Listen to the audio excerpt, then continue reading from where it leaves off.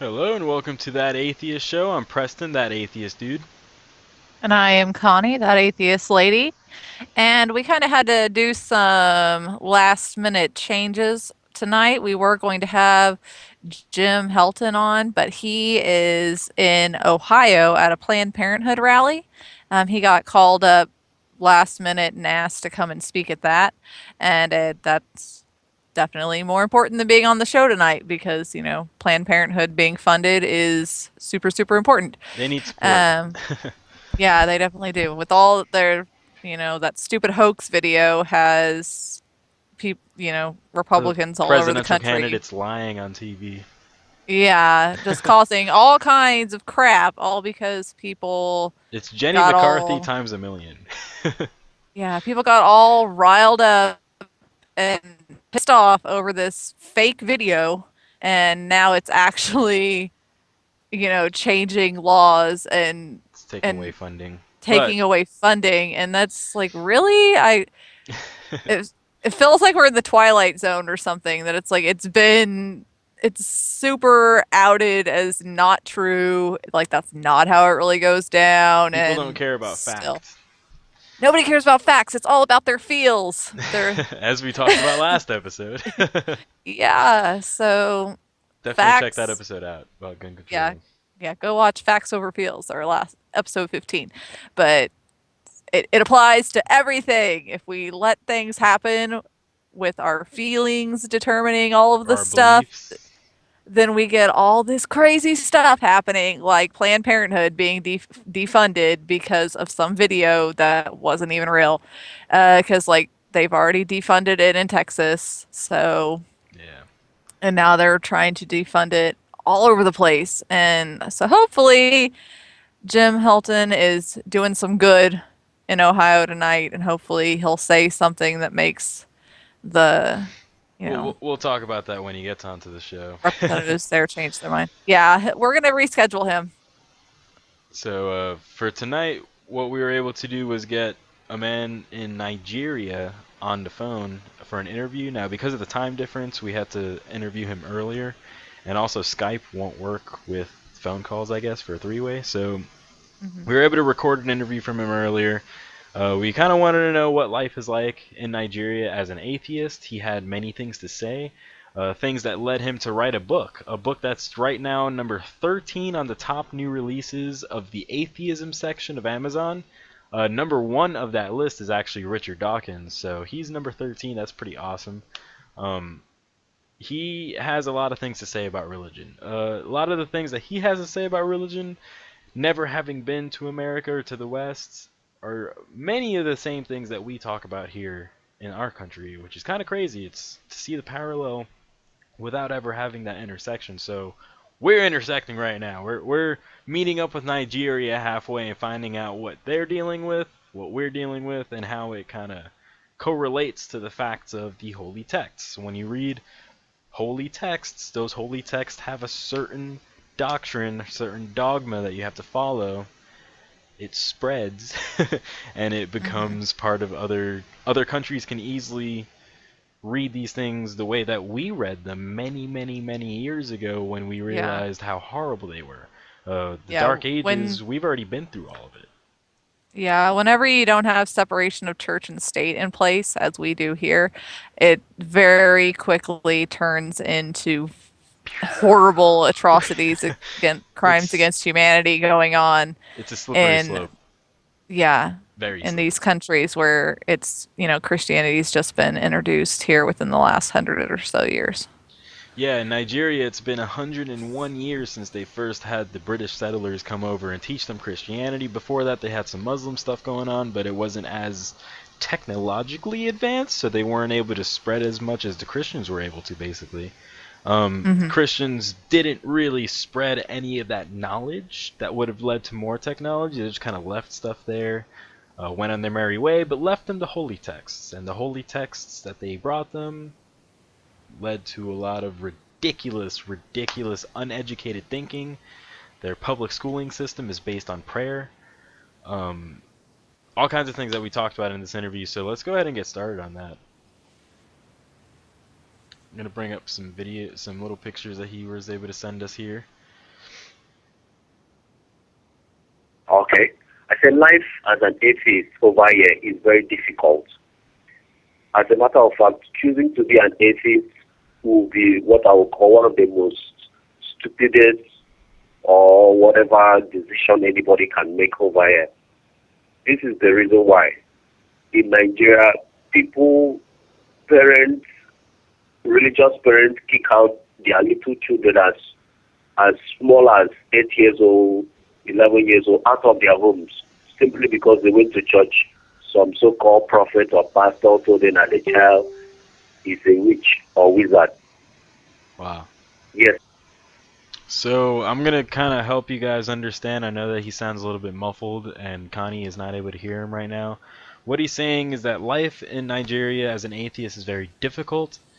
Um, it's one of the stupidest things that they say you can do is to become an atheist. Is basically meaning if you're an atheist, you are stupid. It said that young children as young as 8 years old are kicked out of their houses by their parents because they went to church and were told by a prophet that they were a witch. So the children are kicked out onto the streets and they're never allowed back into their families' homes. And this, of course, leads to loss of education. We're going to continue on here. Yes, it happens. I know you people are very surprised to do that. We have so many people, so many little children that are abandoned on the streets because somebody told their parents that they're a witch or wizard, that God revealed to them that these children you have very little, 8, 6, 9, that they are witches and wizards. They just kick them out of their homes. So Wow. if you say you are an atheist, you are finished socially. Socially. You have made God. Yes, you are finished socially. Although we can't speak generally for everybody's family, but in my book, I talked about a particular Nigerian boy, whom I met online. He goes by the name of Gabriel Obinna. He once told me how his parents kicked him out of his home, and his entire family rejected him because he chose to be an atheist at the age. He's saying how he knows a boy whose parents kicked him out of his home just because his boy said that he was an atheist and didn't believe in God. I'm going to go a little bit more and then we're going to kind of go back and forth with thoughts here. Age of 19. Is it 19 or 17 or thereabout? Right. This is not surprising. Nigeria is a very, very highly religious country. So people think that if somebody does not believe in God, that you are crazy, that you are evil, that you are possessed, that you are so evil that you are the worst thing that can ever imagine, that they could ever imagine. So kicking you out of their home or rejecting you, it's a very, very small issue. So right. So he's saying socially it's basically suicide, and people in Nigeria, it's such a religious country that they'll think that you're evil, and they're willing to kick you out of their house. They're willing to not help you with anything just for saying that you're an atheist. Connie, how do you Yeah. reflect I on mean, this?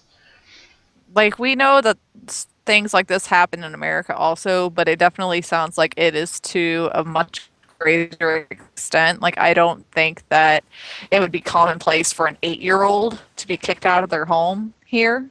Um, we kind of have laws and whatnot against that prevent people from Because of the being able to separation of just church and get state, rid of their right? kids. Exactly. But over there, it's just cool. Like that's just what you do. Like, oh wow, your kid's a witch. Get rid of He's him. an atheist. He's a witch. Go. What are you doing with Yeah, him? yeah. Get him out of your house because the Bible says that if you associate with atheists, Non-believers. then it's just as bad as being one yourself. And it even specifically says that it doesn't matter if they're your own child. So Right.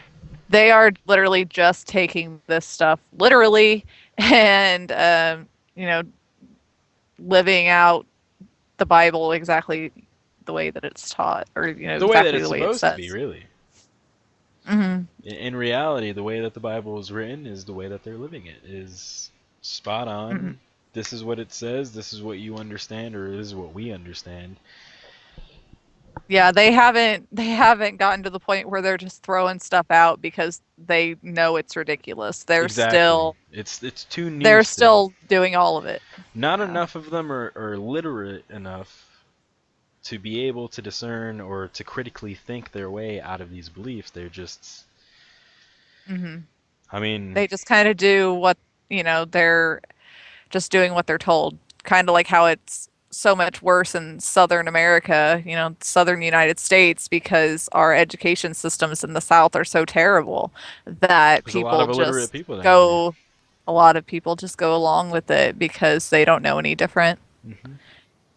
So it seems like that's what's happening in Nigeria, just on a greater scale, because the Or whole worse. country is operates this way. Yeah, and because there's such a new country to this idea, it's similar to how maybe it was for the Native Americans who were coming over here.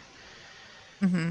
Uh, Yeah. but on, this was just 100 years ago instead of a few hundred years ago. For Christianity to just recently be introduced in such a way is just, it's so new to a country that's so still native, I guess you could say. It's not been with the whole society thing for the past few hundred years. It's not been through the dark ages. It's not a it's not a first world country. There's still villages. It's common that there's villages There are where people first world live in. areas in Yeah, Africa, but it's not like majority America wise though. where, everywhere has actual houses, so Exactly. and running water and all of that jazz. So Yeah, and it's and speaking of that, we're gonna get into Emo's actual education, how he came to what he is basically. I'm gonna skip ahead to that. It's very interesting. Yeah, my mom talk about this, what this person is saying, Okay. this is what this person is saying, and so on about you. I said, "Ah, Mom, you are the one that gave birth to me. You know me very well that I don't care." Yeah, that's good to. Now, living in Nigeria and being surrounded by all of this, how did you get through the education system? Like, what was your experience growing up as far as how O- you were able to acknowledge okay, atheism? okay. Personally, I would say I was a little bit fortunate compared to some Nigerian families. Yeah. My dad, my late father, he was a very rich man. He worked in Exxon Mobil. So in Nigeria, Uh, you can say, yeah. So in Nigeria, we so far, for anybody who's not able to follow, he's saying that he was more fortunate than most Nigerian families because his late father was a very rich man. He worked for Exxon Mobil. Africa is very good with oil, so um, basically he grew up more privileged than most in his country. So let's continue on here. I'll try to translate a little more, or I'll try to help out anybody who can understand. can say that we are very rich. So he exposed us to private school education, and he really loved education. He loved people to think critically. He was a lover he had a very passion for creativity. So Hmm. he encouraged us to take on our creativity, our reasoning abilities. When I began writing as small as So his father loved education. His father really loved creativity. He always wanted them to think critically, and he always wanted them to think for themselves and be able to do whatever came to their mind without any censorship to themselves. So his father promoted free thinking, basically. 14, 13, he bought me, supported me, bought me books to be writing and so on. So I was opportune to be brought up in an environment where learning and exercising of your creativity and your mental powers was supported, and I was opportune to be given the best education as in our Nigerian standard private school. Right. Yes, I was given very good education in my, because we call it primary school here. Hmm. Yeah, primary school. Then the secondary school, what people will call high school in America, Uh-huh. and the university. Yes, I went to a private university at first, so I was really open to material. And personally, I had a passion for learning. Even outside the school, outside the university, I had materials. So you went to private school similar to how we have set up, or actually more similar to how Britain has it set up. They went to like primary school, university, which is equivalent to our high school. He had a passion for learning. He just loved education, just like his father did. Let me go a little bit further, and then we'll talk. which I felt for myself, and I started questioning my environment. I'm naturally curious. I asked, what is this? Why is that? Even when I was little, I asked my dad certain religious questions. Like, daddy, why do you think that God will answer our prayers if everybody is praying that same prayer? I asked very critical questions like that. Like Awesome. when I when I was very small, I once asked, because we're so rich, pastors, preachers, they always patronize people that were rich, and a preacher came. I asked the preacher to pray for me so that I'll come out the best pupil in my class. Mm-hmm. So after he prayed for me, he left, and I thought, so perhaps somebody in my class could pray the same prayer to God. Who will God answer between the two of us? I asked my dad. And I said, most of this, you ask so many questions. Okay, so this is probably my favorite part. He's talking about how he would ask his father all of these questions about religion because they would go to church. All the rich people in Africa were connected through the church, so the preachers would come up to him and say, "Oh, you're good. I'm gonna pray for you to be the smartest in your class." And then what he would do was go to class and look at the other kids and think, what if they're praying to be the smartest kid in the class? Which one of us is going to win?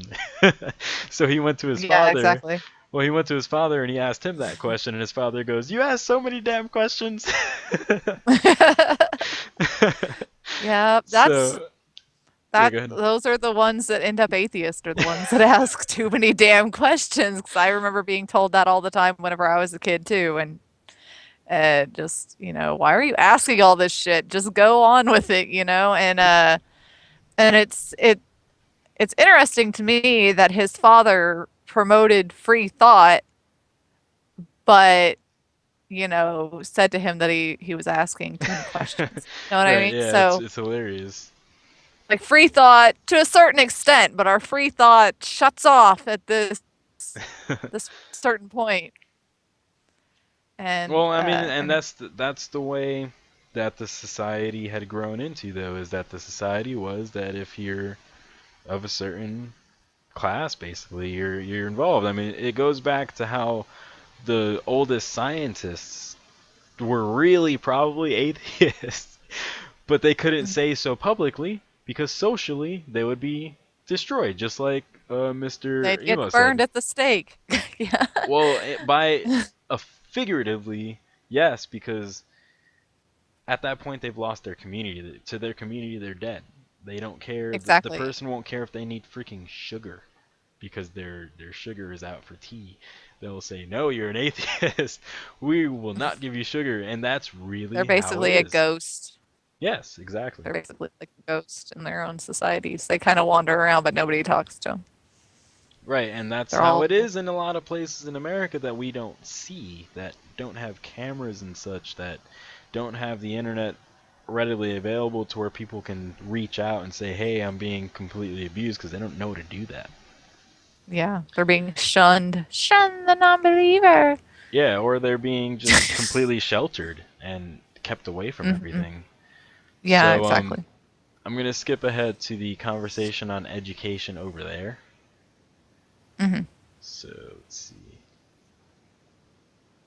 Now, um, so you basically grew up with this privileged education, and you want to spread the word, and you want to help other people around you, basically experience the education that you experienced. That's what your goal is, isn't it? Yes, that is exactly my goal, and I try my best to do that. And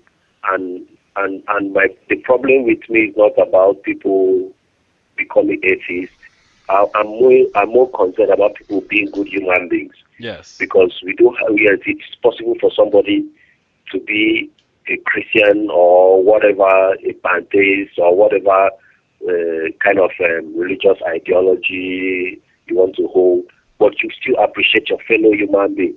I want people to come into the realization that any ideology that tends to separate you from your neighbor, a we versus them, the other person is demonic, I am good, he is evil, we versus whatever, imaginary friends and whatever, it's going to cause us problems. That Yeah. is what I am most concerned. That this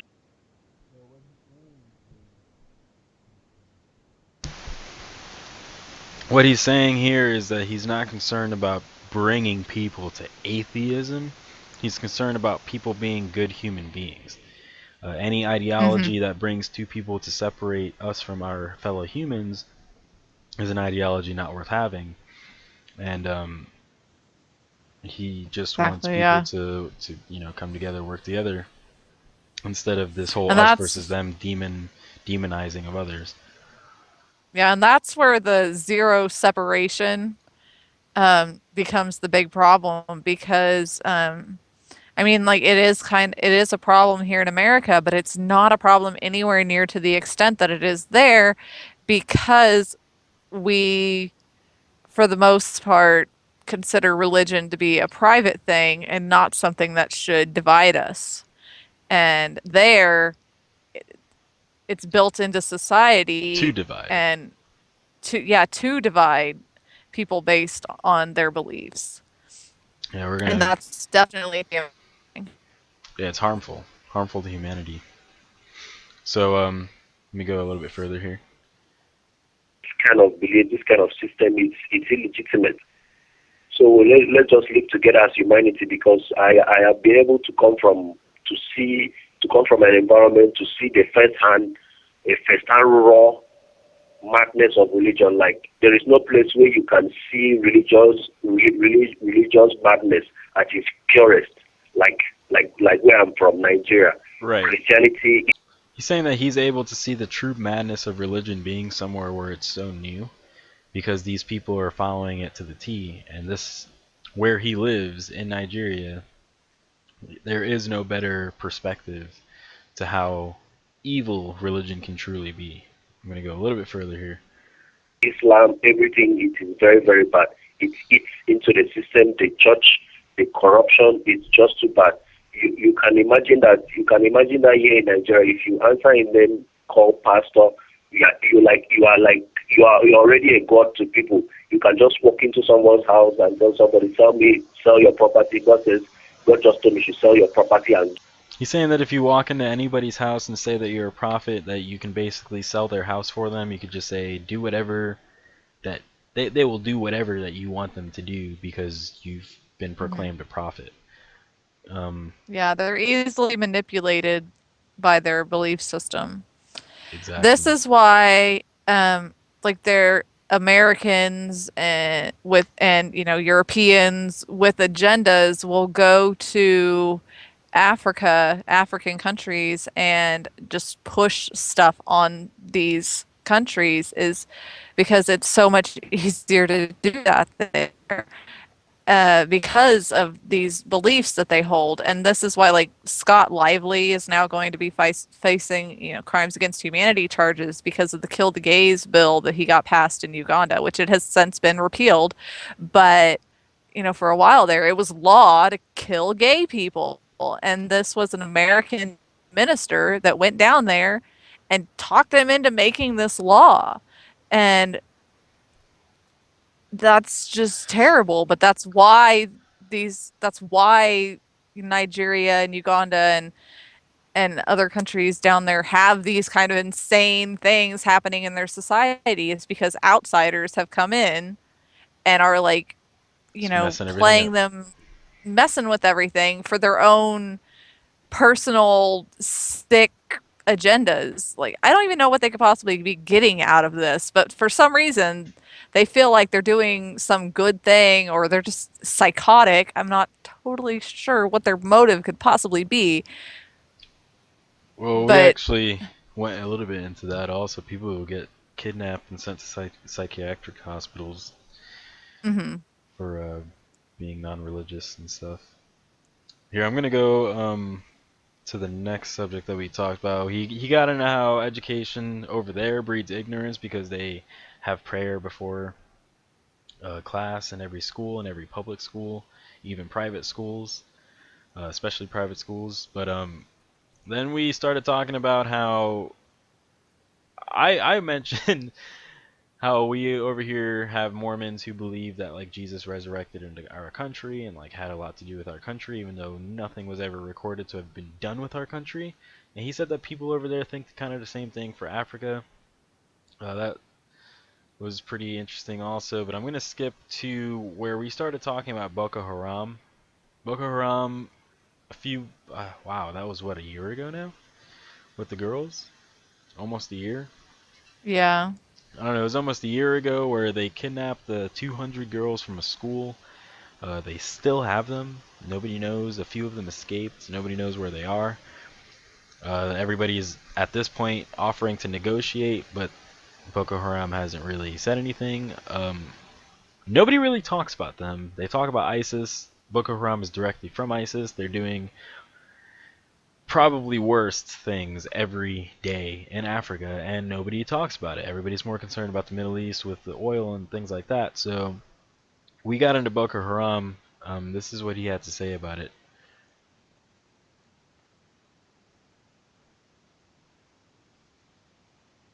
If it's not Muslim taking over, then it's Christianity.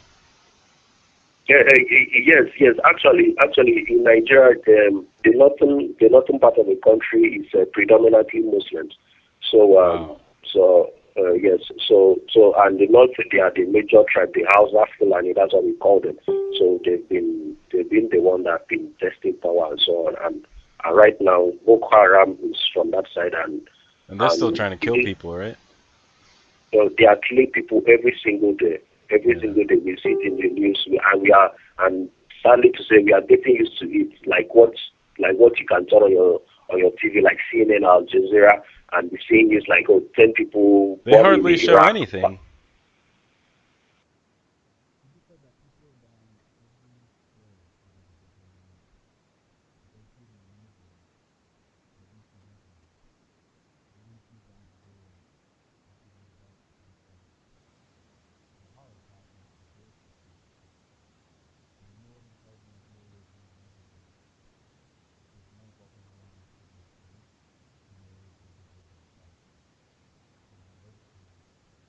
What did you say? I hardly see anything about Boko Haram here in the States.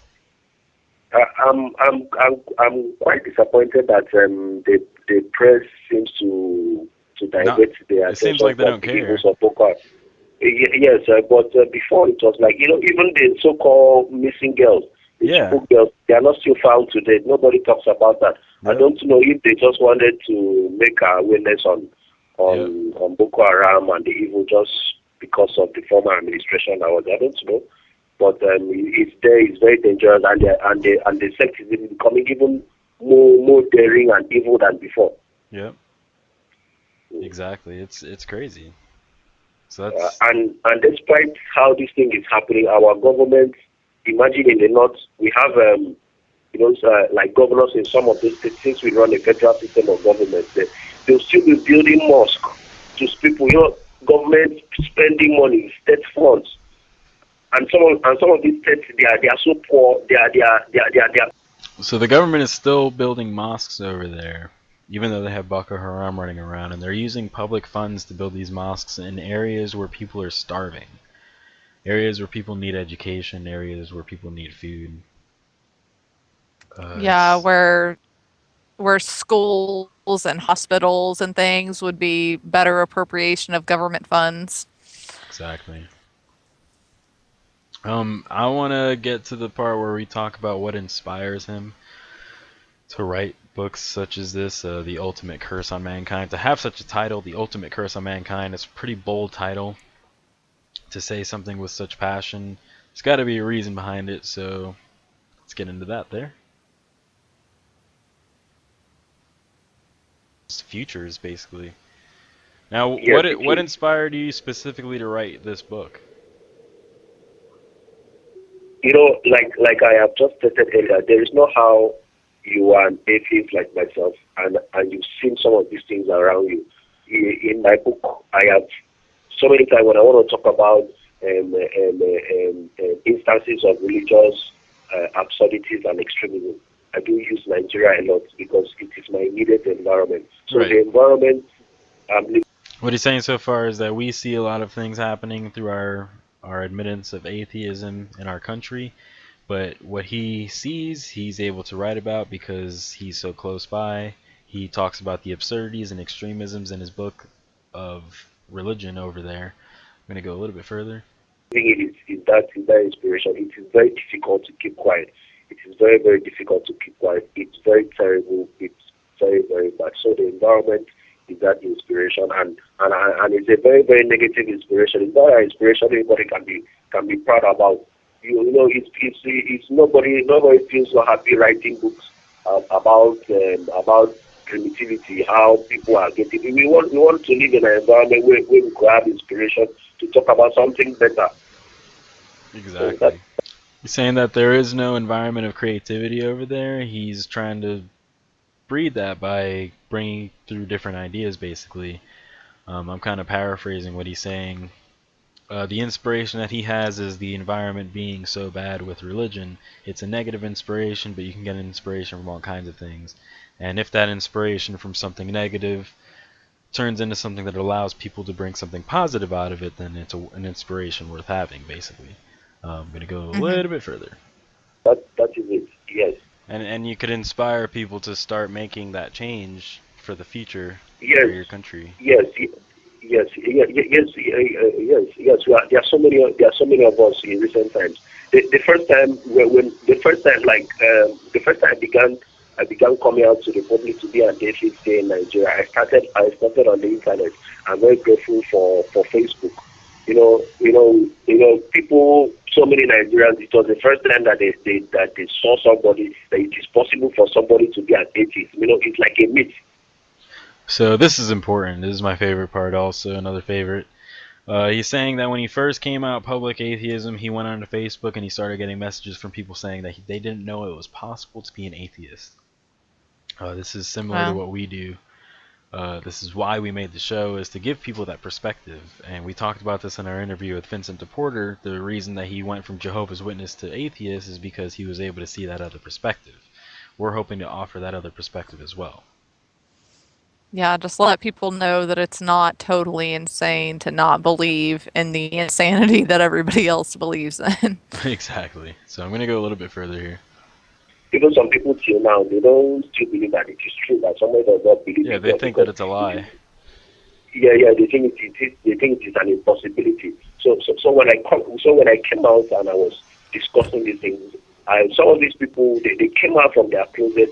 I was bold enough to attack the ideas, to speak for myself. Some of them that were hiding this to come and inbox me and say, "How we did not know that someone like you existed. This is like you." So one way or the other, it became spread. It became viral, and I met other people. Other people came and met me that were like that. And before you know it, our numbers are getting stronger day by day. And I've met so many people that were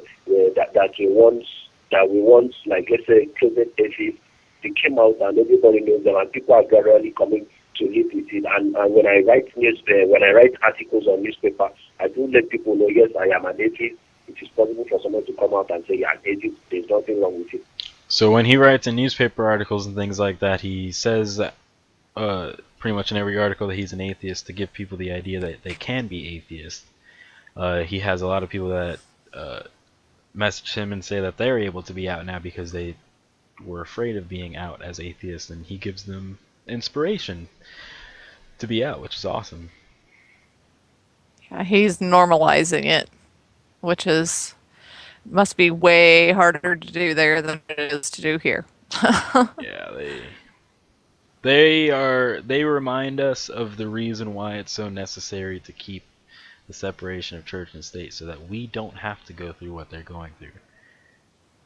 Yeah, exactly why we have to keep pointing out the little things where people are like, oh, you got to pick your battles, and oh, that's just a small thing.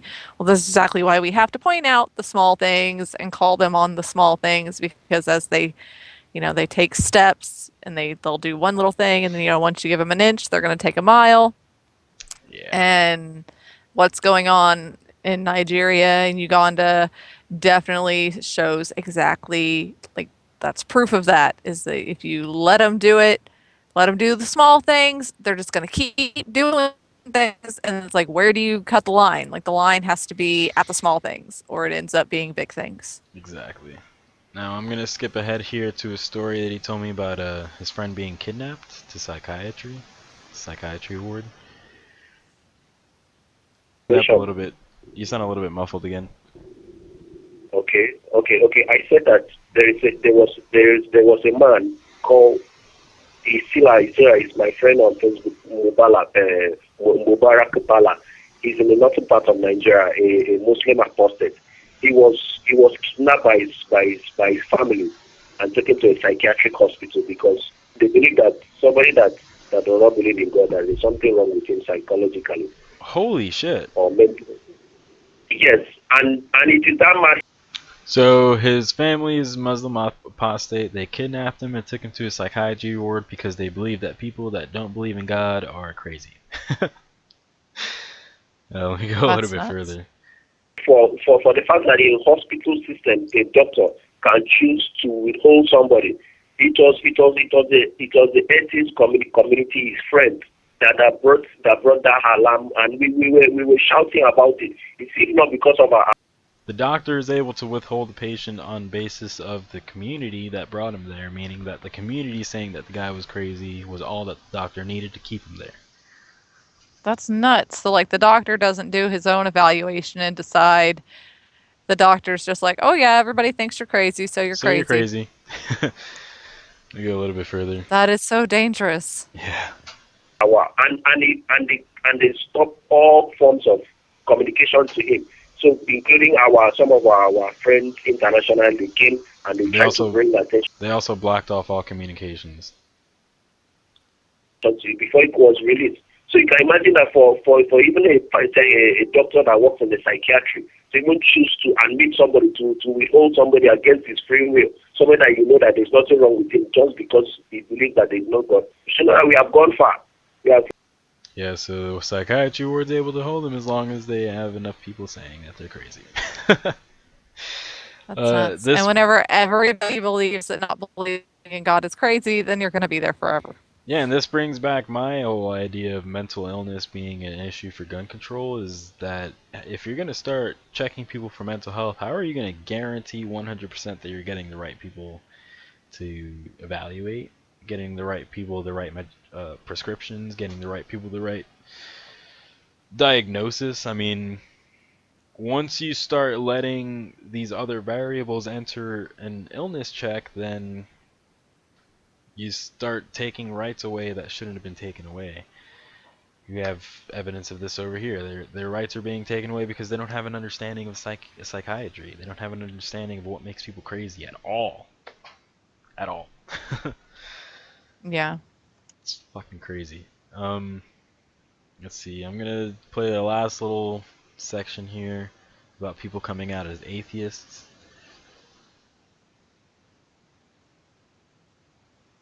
Them admitted just for atheism. Just that, but with time the situation is changing. The society is changing. The attitude towards atheists are changing because we are becoming vocal. We are coming out. They are knowing us for real. You know, and right you've actually seen people, and you've had people inbox you and thank you for coming out, allowing them to come out. Also, you've actually experienced that. Yes. So many times they do applaud me and say, "Oh, you are very bold." Some of them say, "How do you live? Are you sure? Are you sure you are surviving? How do you survive? How do you, you know?" And it's true. They are asking. People actually message him asking him how he survives as an atheist. Because he is way more privileged than a lot of people are. Really, though. I'm gonna go a little bit further. Very legitimate question because they know our environment. Where how do you survive? How do you get to do? How do you get to survive? As I say, well, I just survive. I don't know, but why? If I don't say my mind, if I withhold what I consider as truthful, I will not. I don't think I will survive. So my survival depends on my being honest. On my being honest and free. Exactly. So that is what I tell them all the time. It's very crazy. Yeah, it's very crazy. That is basically saying that he follows the truth, and if he doesn't strive for the truth, then he's not truly living. And I always say, if you're not learning, you're not living. That's what his beliefs hold, which is very important. To always want to learn, to always want to ask questions. It's the most important thing of life, really. Yeah, it is. And he's right. The people that are kind of forced into all of these beliefs and forced into living certain ways. They're not really living. They're living somebody else's idea, ideal life. They're not really living their own life. They're not having an opportunity to be themselves. They're not having an opportunity to enjoy their life. They're just kind of going along with what other people want them to do, and that can't be, you know, a Can't be happy healthy. existence. No, it has to be miserable. And I think that a lot of people are probably bitter with him that he's out about it because as he's pointed out, he had a rich father. He is privileged, very very privileged as far as in comparison to most people in that country. So he would not be able to be as open about it as he is if he were just an average everyday person. And it's really good that he is out about it though, because it takes people in privileged situations speaking up about things and saying that things are okay for those that are less privileged to start to have those rights and things. Well, So look at America with the celebrity PSAs. exactly, Public yeah, service it's people announcements. will listen to it more if you're a person of higher stature. Like if you're just a little, like I don't know, like some little villager or whatever, they're not gonna they're not gonna listen to you. They're just gonna say you're crazy and get you thrown in the psychiatric ward. But him, he's far less likely. He is still taking a risk. Like Boko Haram or something could decide that, offing him He would has a be book a on Amazon. statement. Yeah, It would be a statement to everybody else of like, here, this is what happens whenever go against our traditions or whatever. But so it is a huge risk, but it's not anywhere like he's still able to be more out about it and open about it than a lot of people are. absolutely. One thing that we could kind of ease our way into is the fact that there was a murder that happened in the church here in New York last week. It was by a family, a husband and wife are facing trial right now. They beat the crap out of both of their sons, just completely abused them, asking And them. one died. Yeah, one of the sons was murdered. The other son actually survived. They wanted them to repent and ask for forgiveness for their sins. Their sins were wanting to leave the church. So this is an example close to home of how religious fanaticism, religious extremism is incredibly harmful. It, Yeah, dangerous. even to the innocent who had nothing to do with it. These kids just grew up in it. They probably never believed it. They were probably like, "Mom, Dad, you're fucking crazy." And Yeah. that just drove not only the parents but the church. The church allowed them to lock them up in their church. A few of the church members actually helped. I think the aunt helped. They're all Yeah, facing they prison. wanted to beat the devil out of them, which Yeah, like with things like exorcisms and the like, where people just decide that, oh, this person is has the devil possessed. in them, has demons because they are saying things, or they listen to certain music, or they like to watch certain movies, and so they must have something wrong with them. And Like a demon. yeah, it has to be a demon because, if they weren't possessed, then they wouldn't want to do these things. And then like people die in those situations because they basically are beating them and doing all this crazy stuff to them, trying to get the devil out. And it's like, dude, you're just nuts. They just want to listen to heavy metal. It's good. It's okay. Yeah, and this situation is just so sad because they just wanted to leave the church. That's all they Yeah. really wanted. They were adults. They're not Well, even one's just the 19, one the other that one I think is yeah, the one. 17. Yeah, But close enough still, to it. yeah, The 19-year-old was old is the enough to dead make his one. own decisions, and he's an adult. He should have been do what you want. You're a grown up. So But no, now he's dead, all because he wanted to do something that wouldn't have hurt anybody. He just simply wanted to leave the church. Yeah, and And the church was like a neighborhood joke to where everybody was like, "Oh, that's a cult going on in there. They have some weird chanting going on and weird candlelight vigils on the freaking rooftops and stuff like that, like weird fire ceremonies." Because it was an abandoned yeah, school and they had basically full reign over it. So, this whole time they've just been like, "Oh, they're just crazy religious people." Well, yeah. And look at what would also, have gone. It would have gone unnoticed had, well, this not if happened. it had the kid not died, I I think bet it would nobody have would have known gone the difference. completely unnoticed. Absolutely. One of the church members ended up And calling the things like cops. this happen. I mean, there's crazy stuff like that going on all over our All country, over the and world. people go all over the world. Yeah, and people just brush it off and they go, "Oh, well, they're not hurting anyone. Yeah, they They're, are. let them do their thing." But they're like, "Oh, it doesn't affect you." It's, we just brush things off and come up with these excuses to not get involved. Oh, they're doing their thing over there. It's none of our business. And this is what happens is we don't check these things. We don't go, "Hey, there's some really crazy shit going on over there. Maybe somebody should look into it." But we're like, "Oh, that's a violation of their rights to look into that." But I mean, there has to be a line somewhere. We can't just let these churches, this crazy shit, like the ones that, people get bit by rattlesnakes because they're charming snakes. And it's like, why? They shouldn't, I don't know. You shouldn't be allowed to play with snakes like that. Poisonous snakes. Like, Well, you just if there shouldn't. are kids around, that's putting child endangerment. Yeah, that's child endangerment. And I think one Are they thing I saw protected was, for beliefs though? yeah, that's They the are. thing. Is like I saw one where like a baby got bit by a rattlesnake The fuck? and died. And like, nobody got in trouble because it was a religious ceremony. And it's like, what the fuck? You do anything as long as it's a religious ceremony. It's like, well, God chose him to get bitten, so must be justified. Yeah. Maybe he was gonna be Hitler later on. Like, Yeah, it what the was fuck? his time to go to Jesus. And, Yeah, right. God was calling him home. Oh, another That's story that just happened that really, I forgot to tell you about, Connie. A family, they gave birth in their home 2 months early. The baby came out. The lungs were infected, and uh, they rubbed, I think it was olive oil.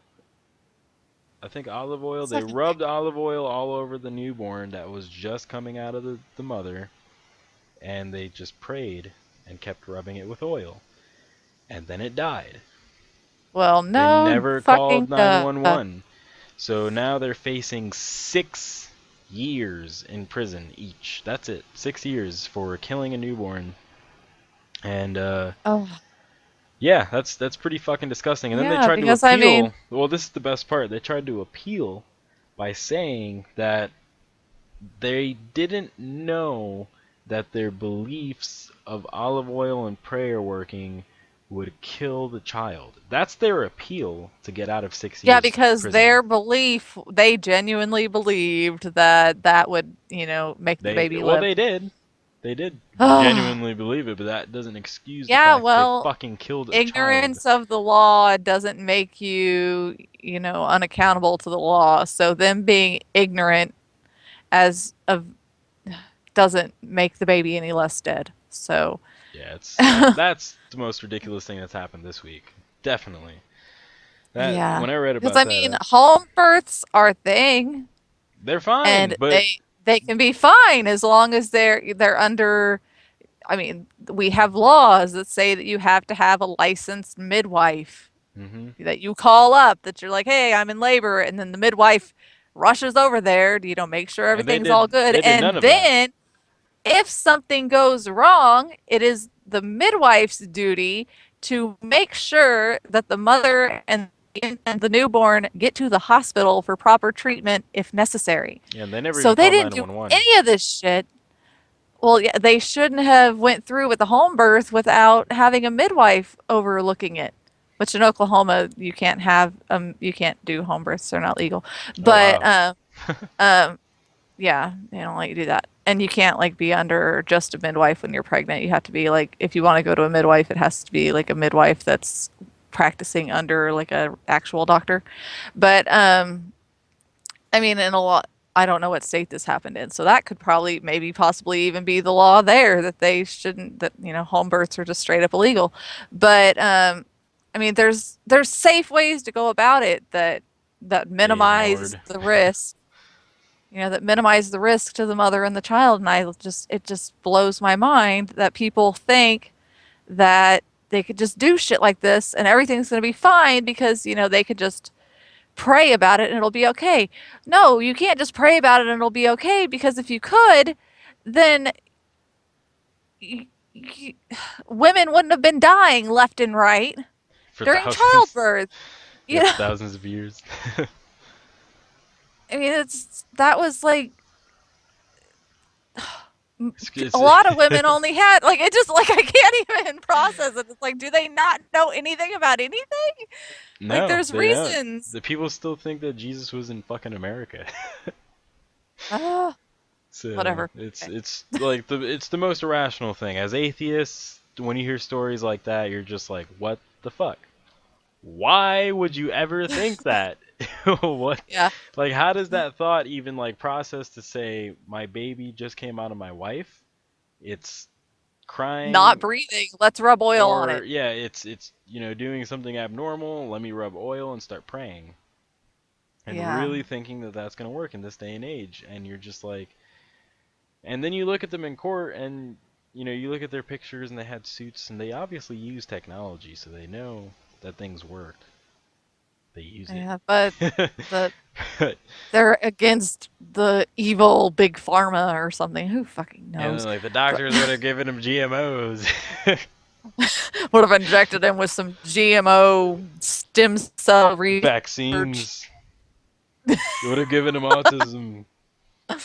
Just all kinds of Yeah, because baseless bullshit. autism is worse than dying minutes after being born. Jeez. Yeah, it's pretty Fuck is wrong? horrible. So I think we'll wrap up our show with that horrible thought. On the positive note, though, I actually met somebody here in the city tonight from a local show here in New York City. He runs an atheist show on our public channel. So I think that's pretty cool. Try to get him on sometime or something like that for next season. We are almost through our first season. It's pretty exciting. Yep. Well, it'll end December 8th. So I guess we got a little over a month to go. Yeah, that's pretty awesome. Thank you all for Yep. supporting us and subscribing to our channel. Definitely do that now if you haven't already. Yeah, click the subscribe button. It's right there under me. Yep. And like our Facebook page, check out our website and read our blog posts. We don't post blog posts as often as we would like to, but there are some on there. And if you really, really like what we're doing, we have a donate button on our website that will help us afford things like going to conventions and setting up tables at them Better and equipment. whatnot. Better equipment, yes. So if you would like to be able to see us in person, places, that would be an awesome, awesome thing for you to do. Even like, if all you can do is like $1. Yay, we got $1. That would be awesome. Yeah, Really. it would be great. We would be so happy if somebody donated $1. Okay, so yes, thank you. Thank you guys for watching. We super really appreciate it. This has gone so much better than we expected it to. You've all been amazing. Yes, thank you all for watching. Have a great night, and we'll see you next week with that atheist show.